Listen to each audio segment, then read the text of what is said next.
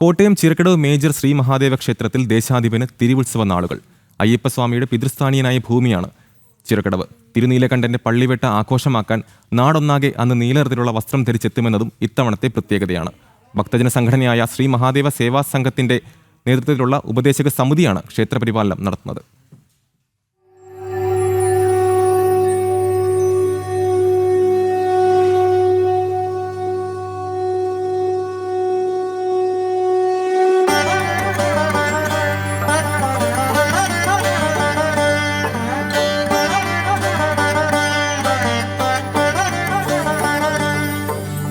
കലിയുഗവരദന്റെ പാദസ്പർശത്താൽ പുണ്യമാക്കപ്പെട്ട ദേശമാണ് ചിറക്കടവ്.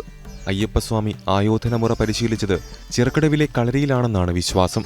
അയ്യപ്പസ്വാമിയുടെ മാതൃപിതൃ ഗുരുസ്ഥാനീയ ഭൂമിയായതുകൊണ്ട് തന്നെ ചിറക്കടവിൽ നിന്നും ശബരിമലയ്ക്ക് പോകുന്ന ഭക്തജനങ്ങൾ എരുമേലിയിൽ പേട്ടതുള്ളാറില്ല. ദേശനാഥന്റെ ഈ വർഷത്തെ തിരുവുത്സവം ജനുവരി 31 കൊടിയേറി ഫെബ്രുവരി 9 സമാപിക്കുന്നത്. ആചാരമഹിമയാലും വേലകളിയുടെ പെരുമയാലും നടക്കുന്ന ഉത്സവ നിമിഷങ്ങളിൽ പങ്കെടുക്കാൻ ഭക്തജന സഹസ്രങ്ങളാണ് ഒഴുകിയെത്തുന്നത്. കഥകളിയും അതിപുരാതന ദൃശ്യകലാരൂപമായ തോൽപ്പാവക്കൂത്തും ഭഗവാന്റെ കലാവേദിയെ ഭക്തിസാന്ദ്രമാക്കി. ചലച്ചിത്രതാരം നവ്യ നായരുടെ നവ്യം നാട്യം നടനം, റിമി ടോമിയുടെ ഗാനമേള, രാജേഷ് ചേർത്തല അവതരിപ്പിക്കുന്ന ഫ്ലൂട്ട് ഫ്യൂഷൻ, പട്ടാഭിരാമ പണ്ഡിറ്റിന്റെ ആറാട്ട് കച്ചേരിയും ഉത്സവനാളുകളെ അതിധന്യമാക്കുന്നു.